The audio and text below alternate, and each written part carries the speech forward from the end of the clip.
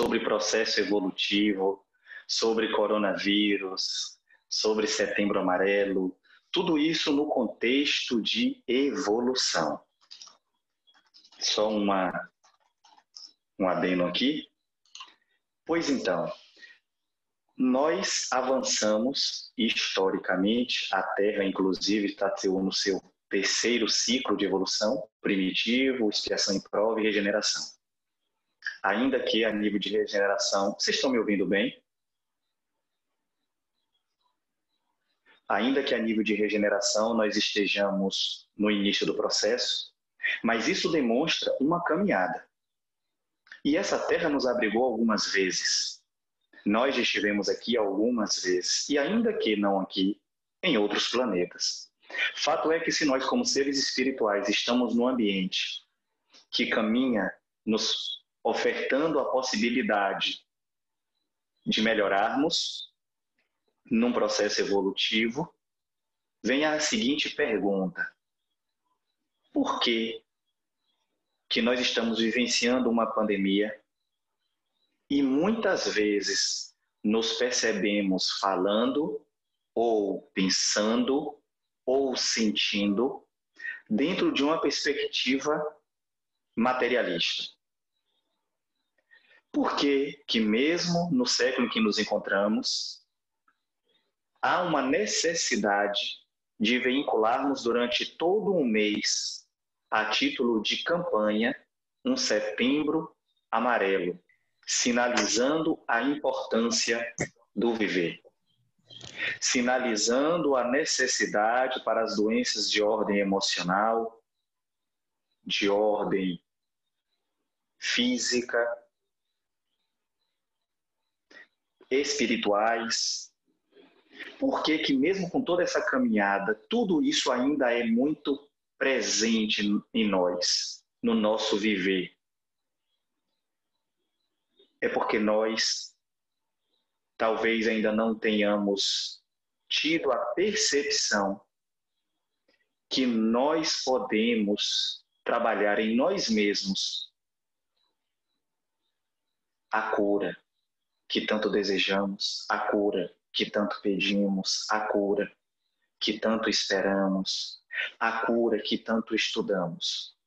Nós temos essa capacidade, nós temos esse poder para aquelas pessoas que enxergam isso como um poder.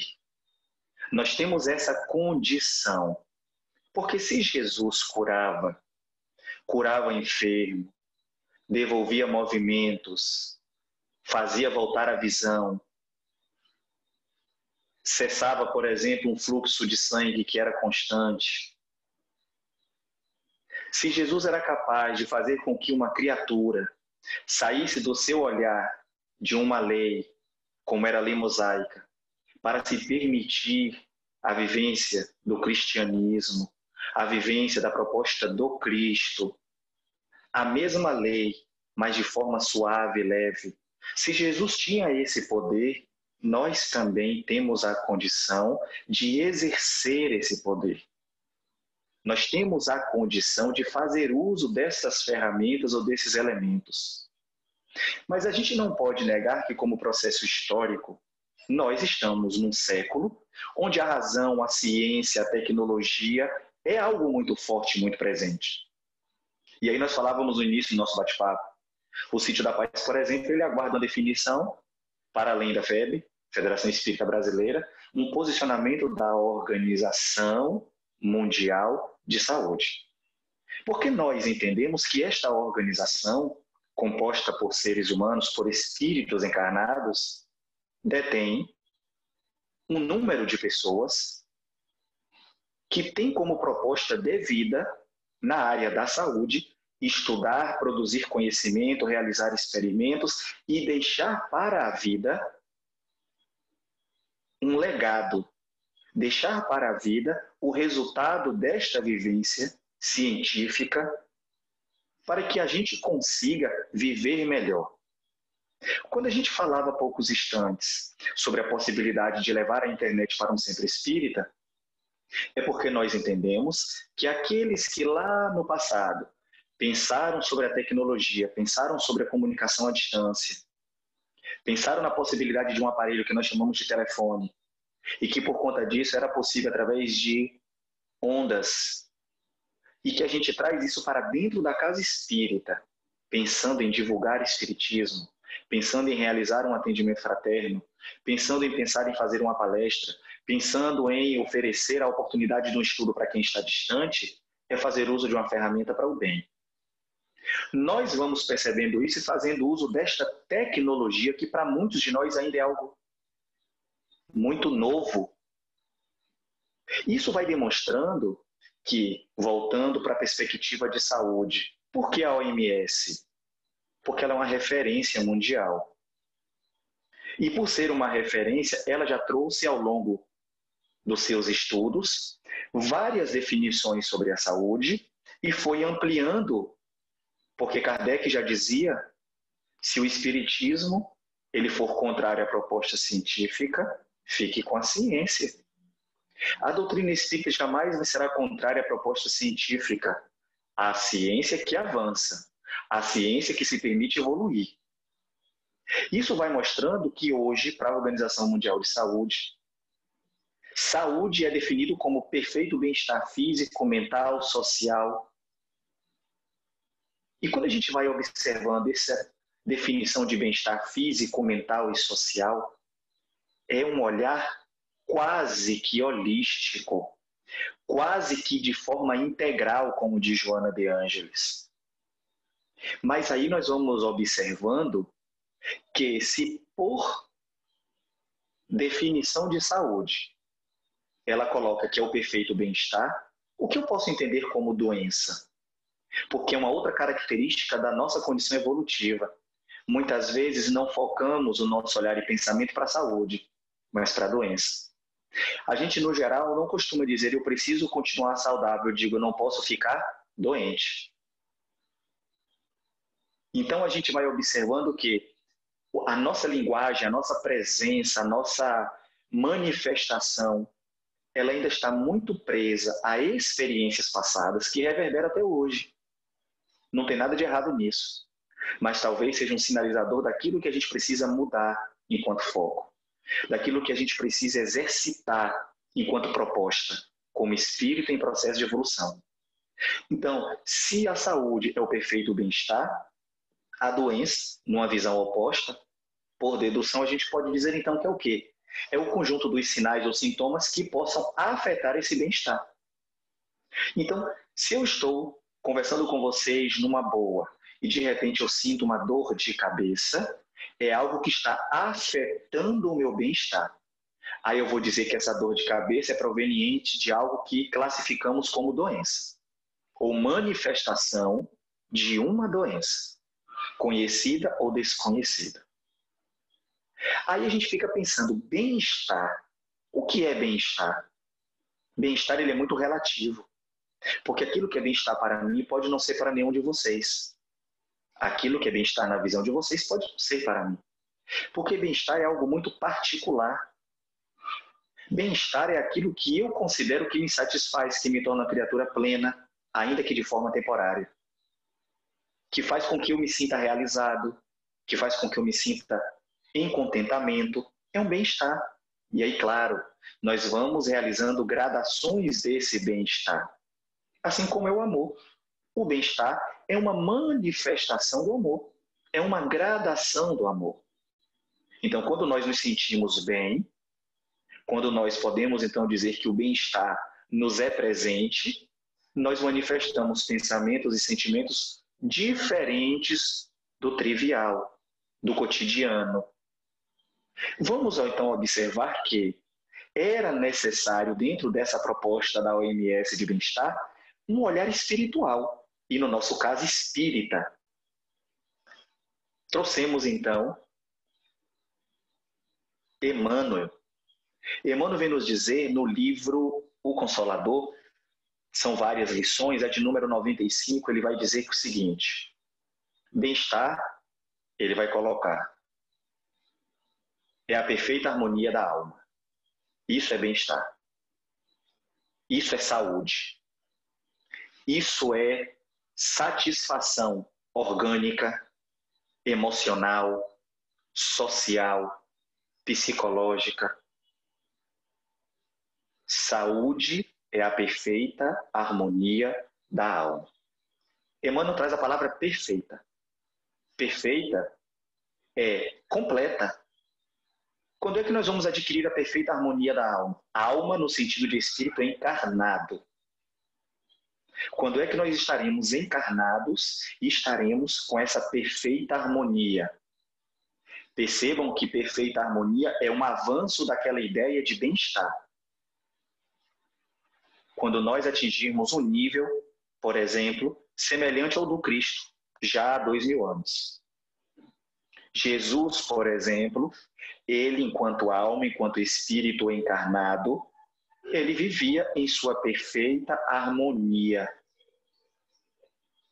Nada o abalava, nada o tirava do eixo. Júnior, mas a história relata essa ou aquela manifestação do Cristo. Se nós como seres evolucionistas, que temos o Cristo como guia e modelo, e que sabemos que o processo dos espíritos crísticos atinge níveis inimagináveis. Se eu entendo que Jesus é o governador deste planeta porque atuou diretamente na constituição deste planeta, realizando com todos os espíritos construtores, por assim dizer, a manipulação do fluido e todo aquele trabalho que Emmanuel descreve para nós.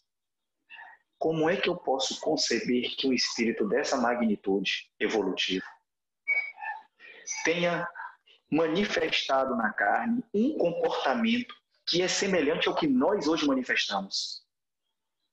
Ficou triste, teve medo, ficou irado, perdeu o controle. Como é que eu posso conceber que um ser que está anos-luz, evolução a minha, pode manifestar um comportamento semelhante ao meu? Então, nesse momento, eu já começo a perceber que a referência espírita que eu tenho, não estou usando, que também não tem nada de errado, mas é um sinalizador daquilo que a gente precisa trabalhar enquanto foco. Como espírita, eu tenho colocado o conteúdo espírita, a teoria, no meu dia a dia, na prática, nos meus pensamentos, nas ideias que eu formulo, nas manifestações exercidas. Júnior, mas nós ainda não conseguimos essa vigilância plena. Sabemos disso. E aqui nós não estamos, na verdade, provocando ninguém no sentido de dizer você ou você precisa estar executando isso diariamente. A pergunta é, nós estamos nos esforçando, recordemos Kardec, o verdadeiro espírito é aquele que se esforça diariamente para dominar suas más tendências.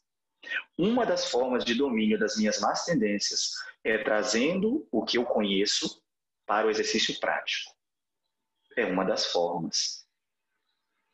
Aí nós vamos observando que quando Emmanuel traz essa proposta, a gente vai lá para o Livro dos Espíritos, na terceira parte, Lei de Sociedade. Quando eu reconheço que sou um espírito em evolução, nada me impede de auxiliar e nada me impede de permitir ser auxiliado. Nada impede de manifestar para o outro uma dor que estou sentindo e nada me impede de escutar do outro a dor que ele está sentindo. E aí vou percebendo que nessa visão de relação, nessa ideia de relação, a gente vai interagindo. Eu vou aprendendo, eu vou ensinando, eu vou experienciando, eu vou observando, mas eu tenho que estar sempre me permitindo refletir de forma profunda no que o outro está colocando. Até para que eu não adoeça. Até para que isso não se torne um problema na minha vida. Porque senão o Júnior vai ser aquele do contra. Tudo que todo mundo fala, Júnior está sempre contra. Por quê? É porque Júnior sabe mais do que os outros? Ou será que Júnior não está se permitindo pensar de forma mais cuidadosa com aquilo que o outro está pondo? Porque nós vamos observando que aquilo que o outro coloca não está de todo errado. Está na condição evolutiva dele, assim como a minha. Nessa interação, vamos ajudando um ao outro e vamos aprendendo um ao outro a nos curarmos. Ninguém se cura sozinho, no sentido de que eu não preciso do auxílio do outro. A cura, ela é individual. Olha que interessante. Mas ninguém se cura sozinho. A cura é individual porque eu vou realizar a minha própria cura. Mas tem ferramentas que Vera quem possui. Tem ferramentas que é a Ana que possui. Então são ferramentas que eu vou agregando para a minha vida e eu vou provocando a minha transformação. Uma dessas ferramentas que nos é oferecida é a própria doutrina espírita. Por que Emmanuel traz a ideia de alma? Porque Emmanuel se refere àquela ligação corpo, perispírito, espírito. Essa tríade, ela precisa estar caminhando em harmonia. Joana vem nos dizer que aquilo que eu faço na estrutura física reverbera na estrutura perispiritual. Aquilo que eu manifesto na estrutura perispiritual reverbera na estrutura física. Eu não tenho como desassociar, eu não tenho como vivenciar uma emoção muito forte, muito intensa, e eu não senti-la fisicamente. Ou isso não gerar efeitos físicos. Eu não tenho como realizar uma ação física e aquilo não reverberar no meu perispírito, como estrutura semi-material. E manifestando no perispírito, eu não sentir isso como ser espiritual. Isso não deixar marcas que eu levarei para a outra dimensão e trarei posteriormente para essa dimensão física. Então, há uma integralidade desses três aspectos, desses três itens que nós encontramos lá na introdução do Livro dos Espíritos. Corpo, perispírito, espírito. Isso é a alma, é o espírito em carne. Então, quando a gente falar de saúde, a gente tem que ter o cuidado de perceber que algumas vezes será possível a saúde física e a saúde espiritual. Mas em alguns momentos eu não alcançarei a saúde física, mas eu estarei alcançando a saúde espiritual. Equivocadamente, a gente ouve de alguns companheiros o seguinte: aquele que padece de uma doença, como por exemplo o câncer, está expurgando as suas imperfeições. Não é isso que a doutrina espírita ensina. A doutrina espírita ensina que aquele que passa com resignação pelas dores, esse sim expurga. É diferente. Então nós vamos observando que não é a doença em si que vai me proporcionar a cura interior. É como eu me porto diante dessa manifestação chamada doença. Então eu percebo que curar é estar muito mais preocupado com a minha estrutura espiritual que de fato com a minha estrutura física. Quando eu digo estar mais preocupado é no sentido de estar em foco, em evidência, mas eu não posso em momento nenhum descuidar dos recursos que a própria medicina humana me oferece. E aí a gente lembra disso, por exemplo, Chico, que teve a oportunidade de passar por uma cirurgia espiritual e se recusou. Porque para os médicos da carne, os cuidados da carne. Para os cuidados da alma, do espírito, os médicos espirituais. Aí a gente vai lembrar André Luiz em nosso lar. O seu certificado da terra não vale aqui. Aí nós vamos lembrar André Luiz mais uma vez que o enfermeiro de nosso lar tem muito mais conhecimento que o médico PhD aqui da terra. Por quê? Porque o enfermeiro no mundo espiritual, ele tem um olhar ampliado que o médico PhD aqui na vida física não tem, que são os elementos espirituais. Então, onde é que está a autocura? Por que muitas vezes encontra-se a cura para uma enfermidade e tempo depois vem uma outra? Porque Jesus já nos asseverava que se nós não mudarmos a nossa postura, nós voltaremos a cair pelas enfermidades físicas ou espirituais. Jesus, nos relatos evangélicos, vamos encontrar mais de 30 realizações de cura, de transformações, que as pessoas denominaram como milagre. Mais de 30. Nós trouxemos uma que na leitura do capítulo 2 de Marcos, vamos perceber que ela se desdobra em duas ações. A primeira está no versículo 1 a 17 desse capítulo. Neste capítulo 2, nós vamos observar, por exemplo, que Jesus realiza a cura de uma criatura. Realiza, mas as pessoas presentes não entenderam esta cura interior que Jesus estava propondo. Aí começa o tititi, os questionamentos, as dúvidas. Aí Jesus realiza uma segunda cura, que é a cura física. Porque Jesus entendia qual era o nível de consciência daqueles que estavam ali. Se hoje nós, com todas essas informações à nossa disposição, ainda muitas vezes nos afligimos diante de uma enfermidade física, imaginemos há mais de 2000 anos. É interessante que Jesus, numa sala, falando para algumas pessoas, isso em Cafarnaum,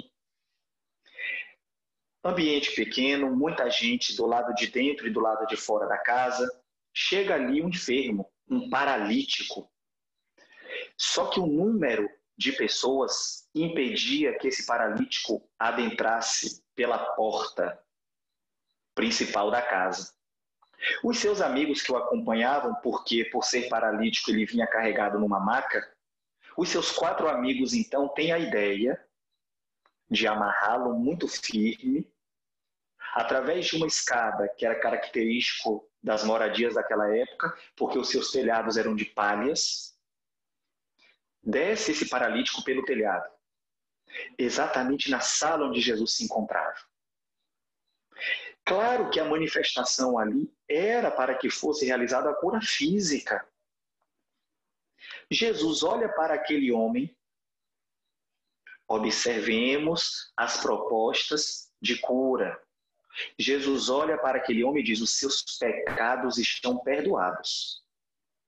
Espera aí, pecado com paralisia motora? Não dá para entender.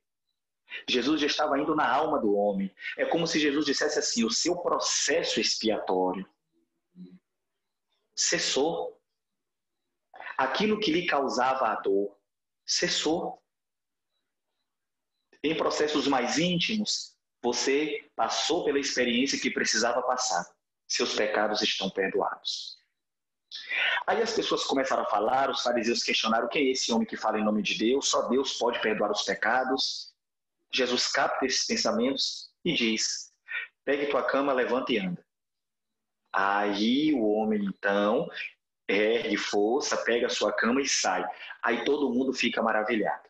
Mais um milagre na conta do Cristo. Pecados perdoados, ninguém se preocupou. E quantas vezes nós não nos preocupamos com a informação espiritual? Quantas vezes lemos e relemos nos evangelhos nos lares aquela mensagem que diz: se necessário for, que o meu corpo seja queimado para que minha alma se liberte. E a gente ignora. E na primeira dor nós nos entregamos ao desespero, na primeira dor nós nos entregamos aos queixumes, na primeira dor nós nos entregamos à irritabilidade, na primeira dor nós nos entregamos a exigências muitas vezes para além do que o outro pode oferecer. Vamos observando para além disso que Jesus, numa outra oportunidade, almoçando na casa de Levi, se encontravam ali pecadores, publicanos, que à época, naquela sociedade, eram pessoas reprováveis.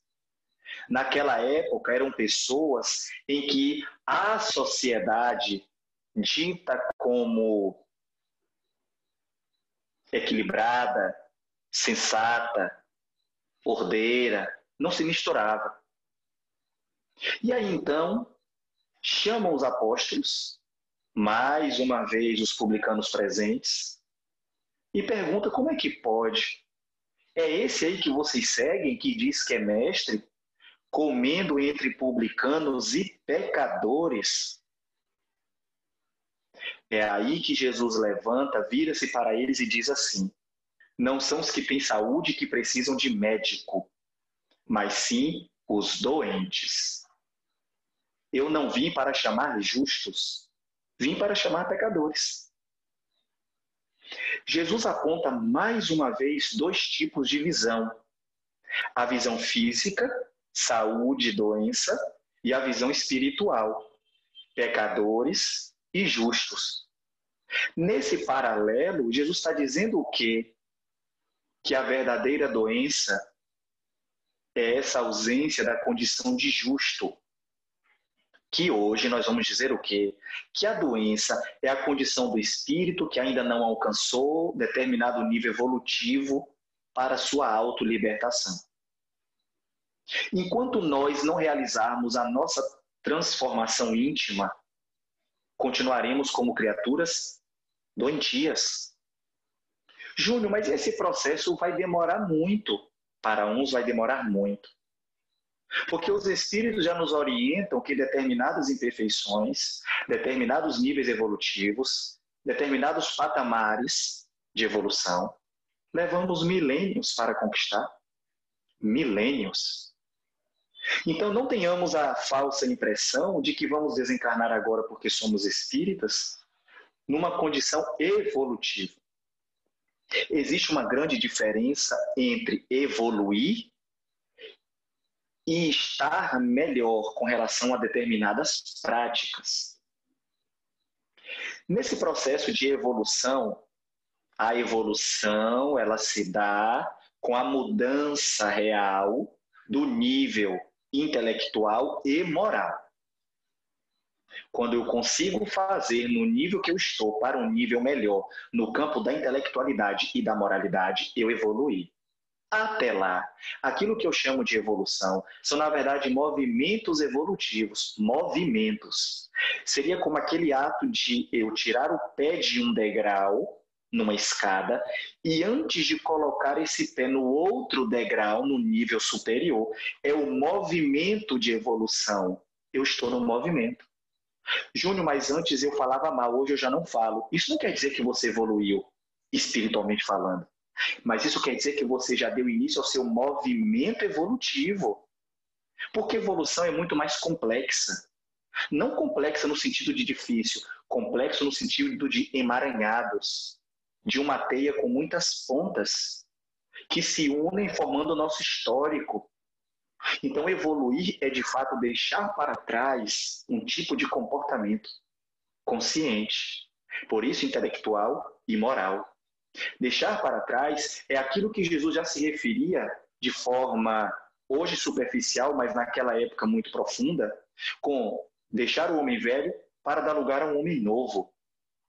E a gente não entendia, mas era isso que Jesus queria dizer. Novo é de novidade, é de mudança. Por isso que o novo assusta. Porque nós nos encontramos na condição de criatura velha. Tudo que é novo assusta. Por que a gente resiste tanto a evoluir? Por que a gente resiste tanto mesmo conhecendo? Porque um dos princípios disso tudo é que evoluir é alcançar um estágio novo. E aquilo que é novo assusta. Porque é sair da zona de conforto. É sair da nossa pseudo-sabedoria. Então isso realmente dá trabalho, porque nós nos sentimos como seres frágeis, expostos. Nós temos que nos desnudar das nossas imperfeições, que são as nossas doenças. Então todos nós ainda nos encontramos doentes, porque se temos Jesus como guia e modelo, como referência, se reconhecemos a necessidade dele em nossas vidas, ele continua existindo para os pecadores. Ele continua existindo para os que precisam de médico. E Jesus é o médico das almas. Não é assim que costumamos referir a ele? Jesus é o médico das almas. Ou o médico dos médicos. É aquele que olha além. Então, se nós estamos doentes, quando é que eu vou perceber-me saudável? Quando eu conseguir fazer aquilo que o médico das almas recomendou. Quando vocês desejarem, poderão fazer o que eu faço e ainda mais. Pronto, essa é a referência. Então, todos os dias nós podemos nos perguntar: estou me comportando como Jesus se comportava há mais de 2000 anos? Ainda não, preciso melhorar. E eu não quero desanimar os senhores e as senhoras, mas quando chegarmos nessa condição, vamos perceber que podemos avançar ainda mais. Então a gente vai observando que se Jesus já nos orientava sobre isso, Kardec registra uma pergunta no Livro dos Espíritos, que é de número 625. Ou seja, qual é o tipo mais perfeito que Deus se utilizou para nos auxiliar nessa caminhada e que já passou, já esteve aqui na Terra? Jesus é a resposta. Então nós não temos por que buscar referências e referências e referências. A própria doutrina espírita nos mostra. Agora, claro, isso não impede que eu tenha uma oportunidade de aprender com todos que estão em minha volta, com todos que trafegam na minha caminhada. Jesus nos auxilia dizendo: vai enquanto estás a caminho, deixa a tua oferta no altar, reconcilia com o teu adversário, depois você volta. O que Jesus está dizendo? Aproveita a encarnação e aprende com aqueles que estão contigo. Porque de todas as situações a gente tira aprendizado, nós tiramos lições em todas as situações. Se não dá para aprender o que fazer, a gente já consegue refletir naquilo que não é bom fazer, naquilo que não nos traz mais benefício espiritual, porque a gente ainda está no nível de observar como benefício, como ganho. A gente ainda olha muito na base da permuta. Eu ofereço algo e eu desejo dar algo em troca. Eu me sinto na obrigação de fazer porque fizeram por mim. Isso ainda é uma perspectiva evolutiva de troca. Não está errado, mas é preciso a gente reconhecer. Porque, na verdade, eu tenho que fazer pelo outro independente de terem feito por mim ou não. É isso que Jesus nos recomendava. Quando a gente não segue a orientação do Cristo, a gente adoece. A gente adoece porque a gente vai mergulhando dentro das nossas convicções, muitas vezes já ultrapassadas, muitas vezes já equivocadas do ponto de vista espiritual. Mas nós nos prendemos a ela. Nós não permitimos o diálogo. Porque quando eu pergunto, Vera, o que você acha desse assunto, não quer dizer que eu vou fazer ou seguir o que Vera está pondo. Mas eu me permito olhar por um outro olhar, por uma outra perspectiva, por um outro ponto. É como aquela pessoa que está de um lado de uma casa que é pintado de vermelho e há uma outra pessoa do outro lado de uma casa, a mesma casa, com a parede amarela. Para se perguntar àquele que olha pelo lado vermelho, que cor é esta casa? Ele vai dizer, ela é vermelha, porque do ponto de vista que eu enxergo é vermelho. O outro dirá, não, ela é amarela. Do ponto de vista que eu enxergo, ela é amarela. Mas aquele que olha de cima vai dizer, ela tem duas cores. Ela é metade vermelha, metade amarela. Então isso é permitir-se mergulhar dentro de si, pelo autoconhecimento. Conhece-te a ti mesmo. Já nos disse um sábio da antiguidade. Por quê? Porque isso vem exatamente na era do conhecimento, do autoconhecimento, da busca por quem somos. As teorias psicanalíticas surgem por conta dessa necessidade de olhar um outro para além da matéria. Então vem Freud, vem Jung, aí vem Joana, e aí o processo vai aprofundando esse olhar para dentro de si. Temos feito o exercício do autoconhecimento? Temos parado para observar como era o Júnior antes da pandemia? Júnior antes da pandemia era muito corrido, envolvido em várias atividades. Aí veio a pandemia, Júnior está em casa, correndo do mesmo jeito. Comprometido da hora que acorda, da hora que dorme. A pergunta é, mudou alguma coisa? Não. A diferença é que fisicamente cansa-se menos, porque eu fico sentado na frente de um computador. Mas intimamente o Júnior frenético continua. O Júnior cheio de compromissos continua. E o Júnior reclamando que não está dando conta dos compromissos continua. Continua doente. Não entendeu nada ainda. Para esse, a pandemia vai ter que durar um pouco mais. Ou para esse, os efeitos da pandemia terá que vir se ele não mudar, se ele não melhorar. Porque a gente entende, como lei de causa e efeito, que mesmo a pandemia é resultado do que fizemos no passado ou do que deixamos de fazer. E como resultado e como todo efeito é para correção, é para ajuste, é para melhoramento, nós estamos vivenciando ações que de todos os efeitos podemos entender como aquele menos destrutivo e que a espiritualidade permite que seja a nós acometido para as nossas reflexões. E observemos que no início da pandemia era mensagem daqui, mensagem dali, porque a pandemia por causa disso, a pandemia por causa daquilo. Até que veio uma mensagem por Bezerra de Menezes e diz assim: no tempo certo vocês saberão qual o motivo da pandemia. Pronto. No tempo certo nós saberemos. Porque a gente está tão preocupado em querer saber a causa, por quê, mas o olhar não é de causa, é de efeito. É como se nós disséssemos assim: vem cá, isso que está acontecendo agora está acontecendo por quê? Porque aí eu vou lá e resolvo o que tem de resolver e a pandemia cessa. É um olhar para dentro, no sentido individualista. Não é na proposta espiritual. O que eu tenho que mudar? Já que eu estou forçado a estar dentro do meu lar, convivendo com a família, o que eu tenho que aprender nesse momento? O que eu tenho que exercitar nesse momento? O que eu tenho que olhar que eu não estou olhando? E aí a gente esquece de tudo isso e continua na vida lá fora. A vida do exterior, a vida física, a vida material. E vamos adoecendo. E chegamos no mundo espiritual, nas dimensões espirituais, adoecidos.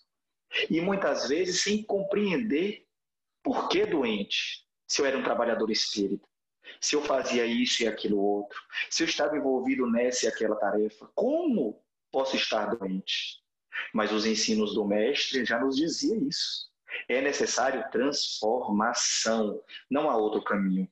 Essa é a proposta espírita, meus queridos. A proposta espírita é nos fazer tornarmos criaturas novas, novas a cada dia. A doutrina espírita é tão nova, 163 anos, mas já nos traz tantos conhecimentos, conhecimentos milenares, claro, não poderia ser diferente. Lembremos de Jesus? Eu não vim destruir a lei, vim dar cumprimento, partindo de uma perspectiva diferente. A doutrina espírita não veio destruir a lei, veio dar cumprimento, partindo da perspectiva do Cristo. Em que essa perspectiva nós vamos observar é compreender os ensinos a partir do olhar espiritual. Não compreender os espíritos a partir de um olhar físico-material. Não, de forma alguma. O nosso olhar ele precisa ser espiritual. Porque se não for assim, nossa caminhada aqui não está valendo. Diz André Luiz, 70% dos que reencarnaram, em que ele acompanhou, desencarnaram sem cumprir o que era necessário. Estamos falando que de cada 10, 7 volta endividado, doente, comprometido. Isso considerando, claro, o número que ele observava. Mas não foi um número pequeno.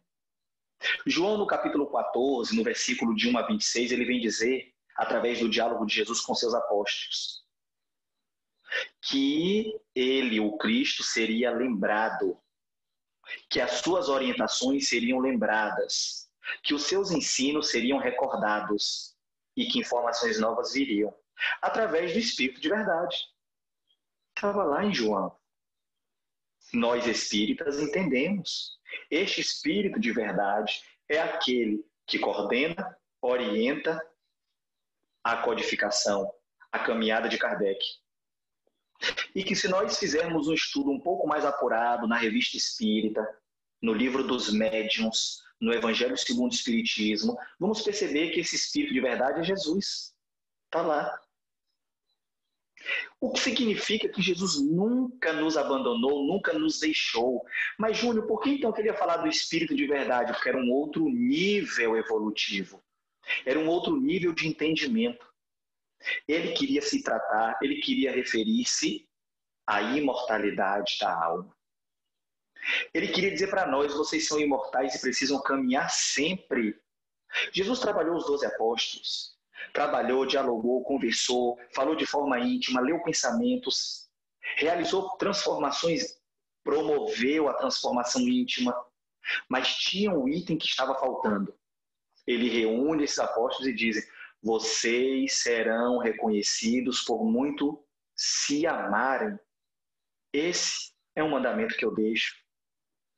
Ou seja, estavam ávidos por levar o conhecimento, estavam ávidos, sedentos por levar a mensagem do Cristo, do Messias. Mas calma lá, é preciso também o sentimento, a afetividade, a amorosidade. Aí depois vem o Espírito de verdade e diz assim: espíritas, amai-vos, eis o primeiro ensino. Instruí-vos, eis o segundo. É a continuidade do Mestre Jesus dizendo para nós: amem, mas também levem a boa nova. A nossa autocura, ela perpassa por uma caminhada. E essa caminhada é o que promove a verdadeira cura. Na condição de criaturas humanas, que nos reconhecemos como seres imortais, buscar a cura interior é o princípio básico para se alcançar a Deus. Do átomo ao arcanjo, diz Leon Denis. Essa proposta de caminharmos gravitando em torno de Deus é a conquista da saúde. É essa busca pela autocura. Gravitar em torno de Deus é dizer assim: sou um espírito saudável. Alcancei esta autocura. Curar-se interiormente, então, é entender que, para além da massa de carne, nós, como seres espirituais, seremos curados quando, de todo, não houver mais uma necessidade de uma manifestação vinculada à matéria. Esse entendimento que eu manifesto, mesmo estando na matéria, pela perspectiva espiritual, eu estarei livre, liberto de qualquer enfermidade, de qualquer elemento do passado que ainda me cause dor. Findando, quando a gente adentra na perspectiva da saúde biológica, da saúde física, orgânica, e aqui nós não vamos nos aprofundarmos porque não temos esse conhecimento da medicina, nós vamos perceber pelo conhecimento espiritual que toda a origem, toda a matriz é do espírito. Partindo do princípio que se um corpo já nasce doente ou adoece ao longo do processo, por quê? Porque fazia parte de um planejamento reencarnatório. Porque eu já trazia no meu código genético aquelas células que estariam comprometidas, porém só seriam manifestadas se o meu comportamento não fosse como deveria ser. Se o meu comportamento não fosse como aquele que eu planejei no mundo espiritual. Ou seja, nada acontece por acaso. Então, se hoje eu estou doente, a pergunta não é por que estou doente, é o que eu preciso aprender com essa doença. Se hoje algo me limita, o pensamento, o movimento, eu não tenho que pensar por que eu sou assim ou estou assim. Eu tenho que pensar o que eu tenho que aprender com isso. Mas, ao mesmo tempo, eu não posso me punir por ser assim, ou por estar assim, melhor dizendo. Eu tenho que agradecer, porque é melhor estar assim, nessa condição, do que olhar ao meu redor e perceber que tem pessoas que, em nível de comprometimento físico, os comprometimentos são muito maiores do que o meu. E a grande pergunta: eu teria estrutura espiritual, emocional para suportar? Daí a necessidade também do Setembro Amarelo. Para lembrar que aqueles que optam pela retirada da própria vida são, na verdade, companheiros e companheiras que carecem desse acolhimento, que acham que não são suficientemente fortes para suportar o problema, a enfermidade, a dor, a doença, seja ela que nível for. Então, nós, como espíritas, aproveitando a oportunidade, que num primeiro momento, para aqueles que chegam à casa espírita ou mesmo individualmente nos procuram como espíritas, para falar que estão com ilação suicida, não queiramos trazer o Pentateuco para a vida dessa criatura. Ela precisa de acolhimento, de afago, de carinho, de, como disse a música cantada pelo companheiro, quero caminhar do seu lado e segurar tua mão. E aí, pouco a pouco, nós vamos levando a ela as orientações de que ela precisa. Claro, fazendo também as sugestões para a procura dos profissionais da área da saúde. Sim, necessário. Mas é esse olhar que nós precisamos também desenvolver. E que é um olhar que virtualmente, muitas vezes, não alcançamos. Percebem?